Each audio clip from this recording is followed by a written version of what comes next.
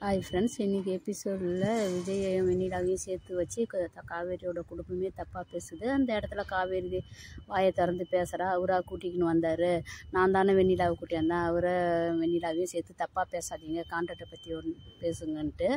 இருந்தாலும் இந்த இடத்துல வாயை திறந்து விஜய்க்காக பேசினால அதுவே பெரிய விஷயந்தான். நீ வாயை திறந்து பேசு காவேரி, விஜயை பற்றி உனக்கு தான் தெரியும். அவரும் திருப்பி திருப்பி கேட்குறாரு, என்னை பற்றி உனக்கு தெரியாதா, என் அன்பை பற்றி தெரியாதான்னு. புரிஞ்சிக்கோ, உங்கள் குடும்பத்துக்கு புரியலனாலும் காவேரி தான் புரிய வைக்கணும்.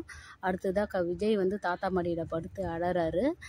என்னை விட்டுட்டு போயிட்டாள தாத்தா, அவளுக்கு எப்படி மனசு வந்தது, அவள் என்னையும் வெண்ணிலாவும் சேர்த்து தப்பாக நினைக்கிறாளான்னு. அப்பவும் தாத்தா வந்து நல்ல அட்வைஸை தான் சொல்கிறாரு. அவள் உனக்காக பிறந்தவ, அவன் பொண்டாட்டி உன்னை விட்டுட்டு எங்கடா போயிருப்பா, கொஞ்ச நாள் பொறுன்றாரு. இனி தாத்தா தான் வந்து அவங்களுக்குள்ள பாண்டிங்கை வந்து காவேரி குடும்பத்துக்கு புரிய வைக்கணும். நிவின் வந்து எல்லாம் தெரிஞ்சும் வந்து விஜயை ஒரு யதார்த்தமாக பேசுறது, கையெடுத்து கும்பிட்றதெல்லாம் சரியில்லை. அடுத்தது எபிசோடில் என்ன பண்ணணும்.